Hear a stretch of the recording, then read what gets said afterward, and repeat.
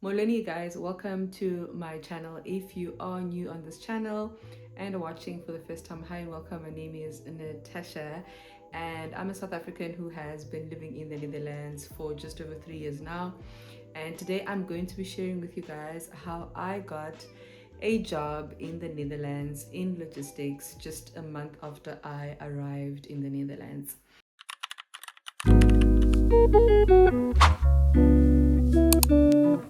For those of you who have not watched my relocation video, I moved to the Netherlands 3 years ago. I think it was 2023 in May, and I moved here through my partner who was hired as a highly skilled migrant, and he works in the engineering field.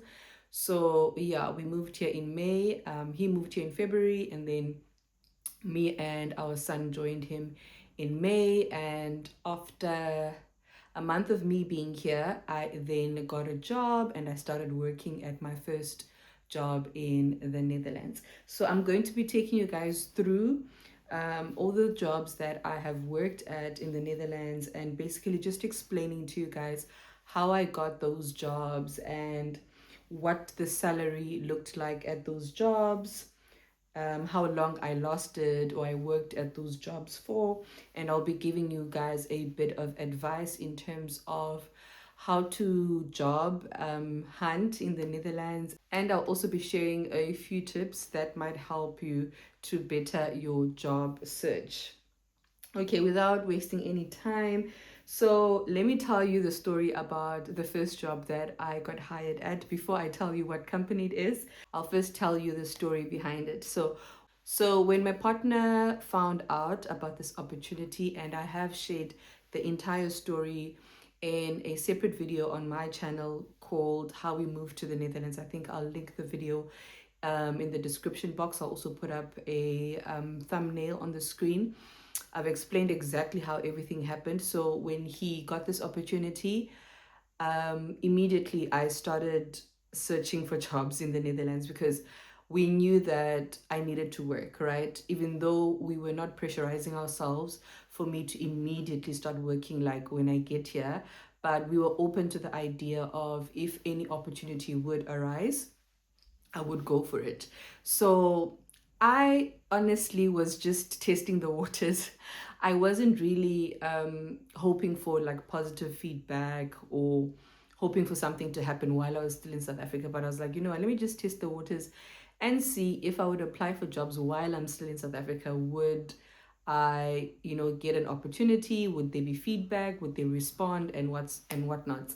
So at that time we didn't have an address yet because I think we hadn't found a place to stay in the Netherlands. So when I applied, I used my South African address.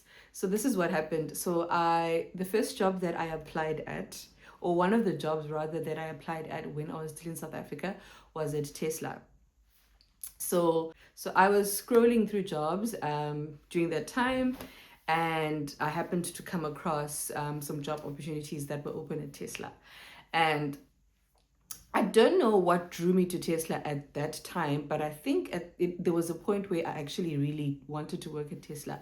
So I decided, you know what, let me apply for this position and see if there will be any response. So I took my chance, and long story short, I got rejected. And to be honest, there could be maybe other reasons, but I think one of the reasons was the fact that my address said I came from South Africa.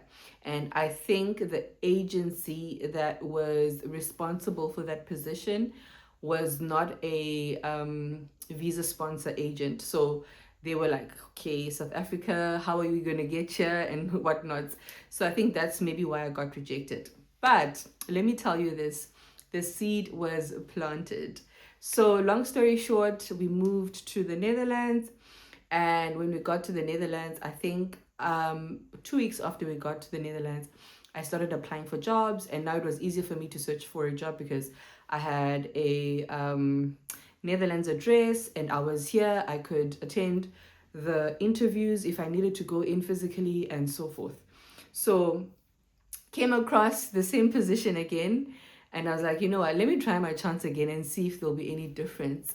So I applied again for the same position, and long story short, I got shortlisted. I went for my interviews, I passed my interviews, and I got hired. So the first job that I got hired at when I moved to the Netherlands was at Tesla, and it was for a logistics administrator. I should put it out there that I am in the logistics field and I have a degree in logistics management.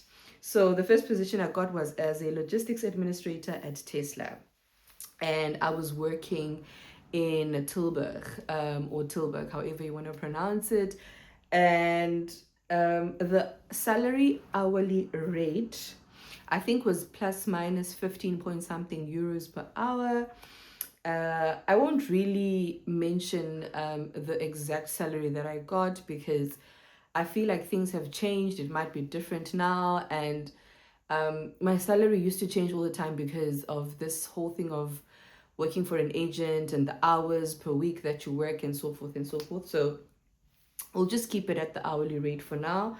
So I was paid, yeah, plus minus, I think 15 point something or 16. Yeah, I think it was round about there. I think it was 15 point something.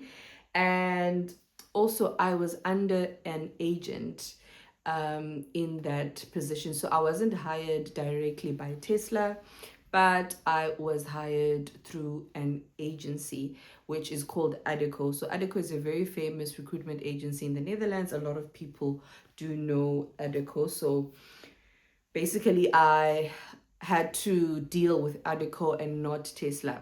So for submission of leave, and any other administration that had to do with me working under Tesla, I used to get all the information and communicate with the people from Adeco. So, another important thing to note for all three of the jobs that I'm going to mention in this video is that I was not getting the 30% ruling. If you have watched my previous videos before this one, there's a video where I share about how expats pay less tax in the Netherlands through the 30% ruling. I just want to put it out there that it's only my partner who was eligible to get this 30% ruling because he was the one who was hired on the highly skilled migrant visa and not me. So if you came through a family visa or a partner visa, you still have to pay the full tax that would be taxed from your salary. So you don't get the 30% ruling, only your partner does. And then I worked at Tesla from July until April I worked from 2023 July until April the following year. Then unfortunately, Elon Musk and his team decided that they wanted to do some cutoffs, and unfortunately it was based on last in first out. So I was the last person in my department who was hired in my department. Therefore, I was the first person to go out. So I got retrenched at Tesla, and I have shared a video on my channel.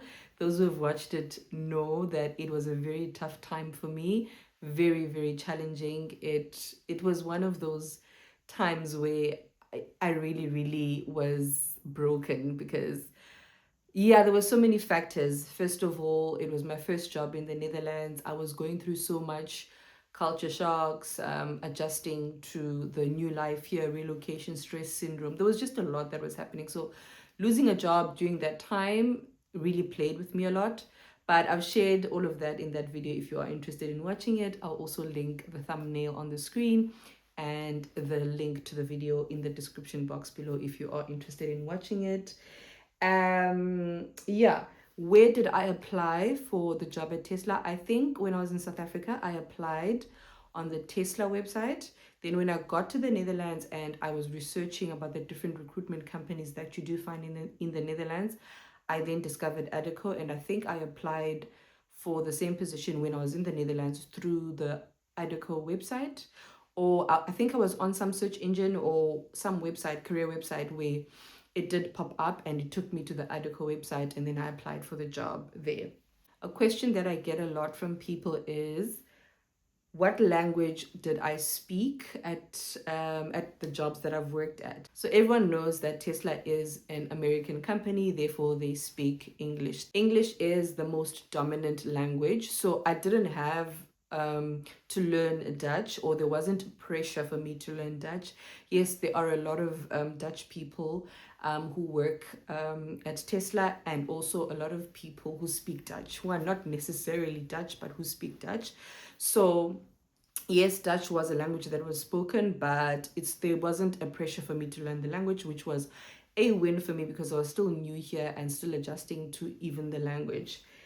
So yeah, that is what happened and transpired at Tesla. I enjoyed my time. I learned a lot. I was under the wheel entire department. Therefore, I was responsible for the entire logistics administration of the wheels and tires that are installed in the different Tesla cars in Norway, Sweden, and Finland. Okay, moving to the next company. Let's call the next company Company B. I don't want to mention the name of the company simply because, yeah, I don't think it's necessary for me to mention it. And to be really, really honest and frank with you guys, it's just that I wouldn't really advise someone to go and work there, which is why I don't want to mention the company name, because I don't want you to go and search for a job there, and then when you get there, you become miserable or you don't enjoy it, or you lose your job, or whatever the case may be, and then you come and blame it on me. So I'm actually looking out for you. So yeah, let's just call it Company B for now. So Company B is actually a sister company to Philips. And the position that I held there was of a warehouse administrator. And the salary also was under an hourly rate. And I think it was around about 16.5 euros, if I'm not mistaken. And also, just to put it out there, guys, I worked 8 hours a day from 8 until 5 in all of these jobs, and I worked Monday to Friday. So if you want to do the calculation, you are more than welcome to. But as I said with the first job, that things have changed.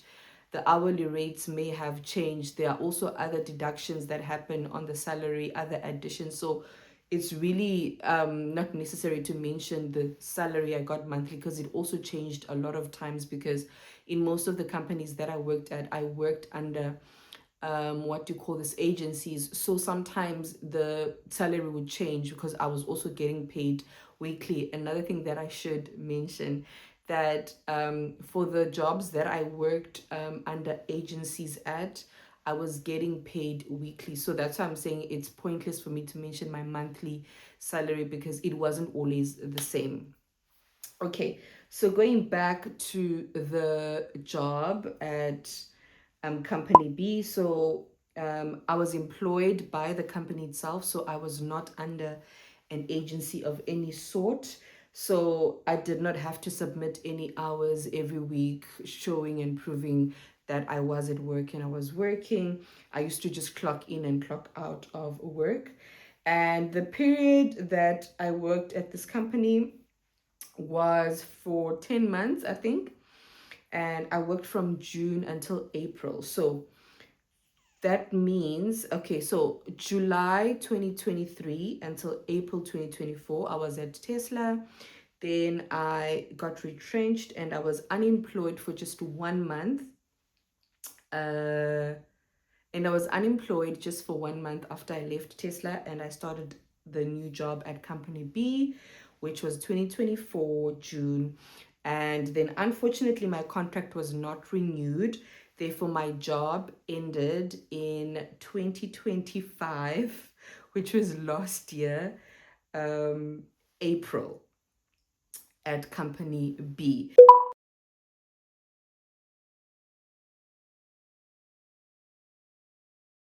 So that was what happened. My contract was not renewed, and I shared also another video about everything that transpired in that season of my life, if you are interested in watching it.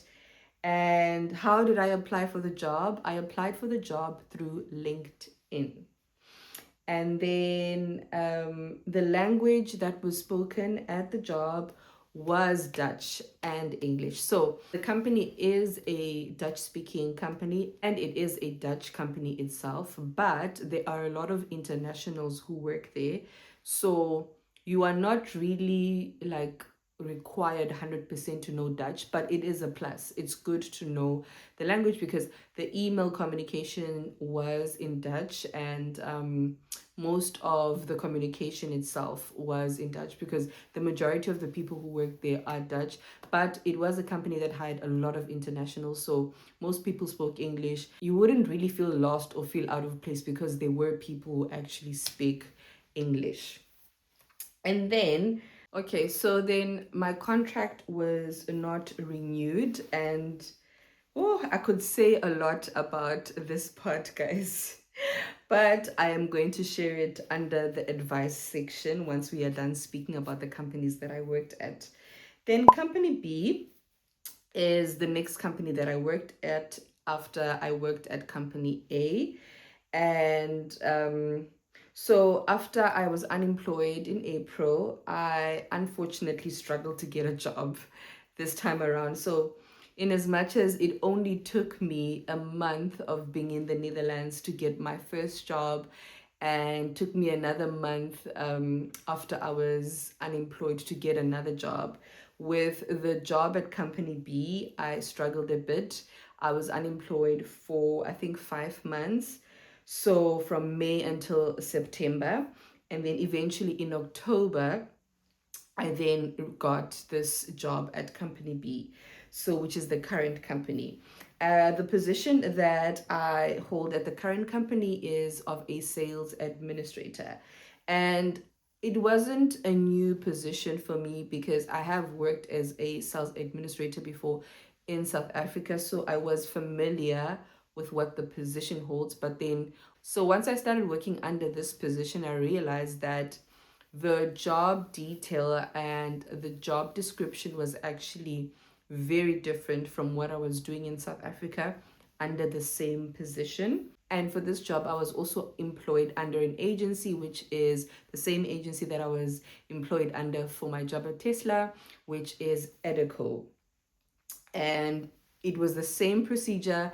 I was familiar with how things are done in terms of submitting your hours and dealing with the agency for any administration related inquiries and so forth. And for this job, I was also getting paid an hourly rate, and I was getting paid every week through the agency. So I should mention this, that most agencies in the Netherlands pay you an hourly rate and you get paid weekly.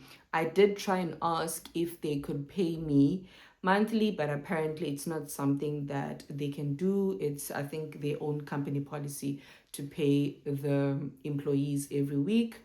So the only company that I worked at where I was paid a monthly salary was company B.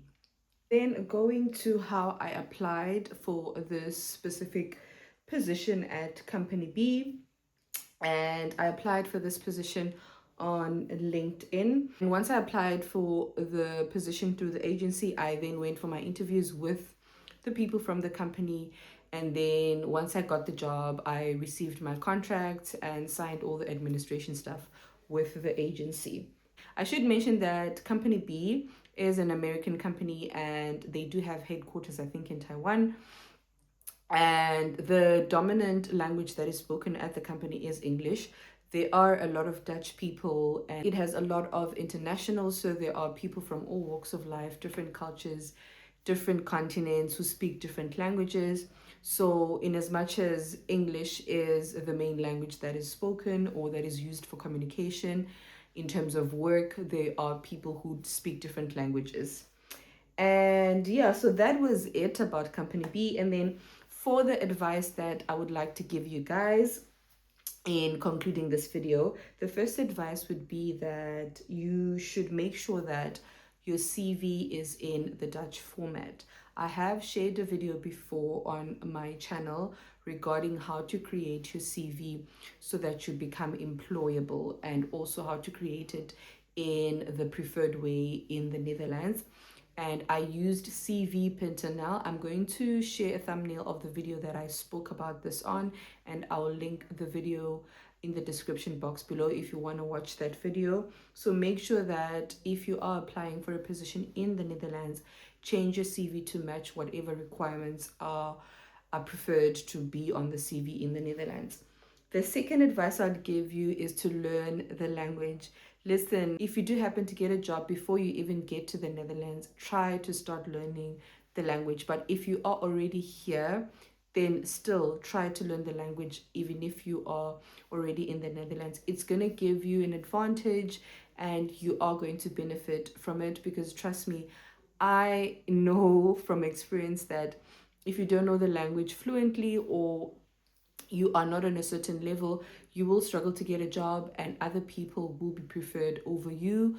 And I've lost a lot of jobs because of my proficiency in the language. So try to learn the language. Like, guys, just try and learn the language. There's nothing that I can advise you about staying in the Netherlands than learning the language, because it's the number one thing that will help you to communicate all around, to have an advantage to get a job, and just to be able to understand the language that is spoken in the country that you are living in. And then another thing that shocked me that I want you to know about is that in the Netherlands, getting 1 year contracts is a very normal and common. I'm not saying that permanent jobs are not available, or you don't get a lot of permanent jobs.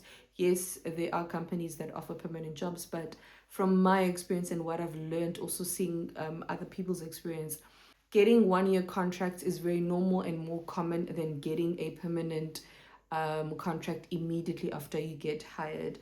Obviously, if you are coming from a different country and you are hired on a highly skilled migrant visa, then you have to get a permanent position, because why would a company take you from your country to bring you to their country only for you to work for a year and your visa has to be cancelled? So this is something that you should take note, that if you are like in my position where you've moved with your partner or with your family, or you are already here and you're looking for a job now, that you can actually struggle to get a permanent job immediately. I've noticed from the different companies I've worked at, from people's experiences that I've heard of, sometimes you can work at a company for 3 years and you're not permanent. Sometimes you can work at a company for a year and then maybe the following year they give you a permanent contract. If you're under an agency, you might need to work for the agency for 2 years only for you to get a permanent position at the company, maybe after 2 years or even in 3 years. So this is something that you should know and you should be aware of, so that you don't get shocked, because I was shocked when I got here and experienced that. Because in South Africa, most of the positions that I worked at the different companies that I did work at in South Africa, I was permanent. And I think it was only 2 or 3 jobs where I was either a seasonal worker, I was on a contract, or it was just a job that I did as part-time while I was studying. But the majority of my corporate jobs that I had were permanent jobs. So I was shocked when I got here and I kept getting contracts and then my contract would not be renewed. So that's just something that I want to put out there and that you should know about. And then another thing that I want you to be aware about is the culture shocks in the corporate workplaces. Guys, this is something I wish someone had told me, in as much as it's something so simple and something so small per se, but it does affect the way you perform at work. It does affect your entire experience and feeling of the work environment in terms of the corporate place. So things such as the way that people communicate in the workplace do matter. For example, I come from a country where politeness is ideal, especially when you're speaking to your superiors, to even your colleagues, and in general, communication with anyone is polite in South Africa, or should be polite rather. But when I got to the Netherlands and I started working in the corporate environment, I realized that the Dutch and a lot of other people from European countries are very direct. Like, they say things as they are, they blunt, they don't sugarcoat things. Like politeness is not very common. So for me, I struggled a bit because I wasn't sure if a person is being rude or that's just how they speak. And just in general, the work dynamics can be very different from how things are done in a Dutch working space. For example, just to add on, like the examples I'm going to make now are not very like big or dramatic things, but they are small things, but they also part of the culture shocks that you can experience. And for example, I was shocked when I got into the corporate environment in the Netherlands and I realized that you get things like free fruit at work. That's not something that is common in South Africa. And also, like, for instance, sometimes the bathrooms are for both male and female and they're not always separated. These are just examples that I'm making, guys, in addition to the things I've already mentioned that may not be big deals, but they can be culture shocks in terms of the working environment. And what else can I think of? Yeah, fruit at work, the bathroom situation, and also the fact that some companies can have a lot of internationals. So I'm not saying that in South Africa certain companies do not have people who are from abroad or are international, but I'm used to working in companies where the majority of my colleagues were South Africans. So when I got to the Netherlands and I started working at Tesla and company B and company A, I realized that there were people like from all over the world. Like I got exposed to so many different languages, different cultures, different ethnic groups, different what do you call this, religions. It was just a very big culture shock. So you should be prepared for those type of things. Yes, some of the things are nice to experience. You learn a lot about other people. Some of the things will be like big shocks and can affect your day-to-day work or can affect you when you start working, because you have to try and adjust to all of these things and try and just learn people and understand people and why they are the way they are. There's a book that I want to read. It's, I think, the book titled Surrounded by Idiots, right? And it's a book that basically categorizes different personalities based on different colors. But the point why I'm sharing this is that there's something that the book mentioned that changed my perspective. And it said, just because someone is different from you, it doesn't mean that there's something wrong with them. And that's something I had to learn when I got here, because I used to constantly ask, like, why are they like this? Why do they speak like that? Why do they respond like that? And I never used to understand why people are different or are not like the people that I'm used to back home. And I always thought that there's something wrong with them until I read that book, and it changed my perspective to make me realize that, yeah, people can do things differently from you, and that does not make them wrong, or it does not make them bad people, or it doesn't mean that the way that they do things is the wrong way. It just means that we are different people from different backgrounds, different upbringings, different cultures, religions, different people basically. So we may not do things the same, and it's important for you to learn people and just learn how to manage situations, especially in the workplace. So yeah, guys, that is everything I wanted to share with you guys. If you've watched until this far, please do give the video a thumbs up. Let's interact in the comments section below. If you have experience of working in a Dutch environment, or just generally working in a company or corporate in the Netherlands, let me know what you have learned, your experience, if there's anything you'd like to share for other people and for me too. And don't forget to subscribe to the channel if you haven't, and share the video so that we can educate more people, reach more people.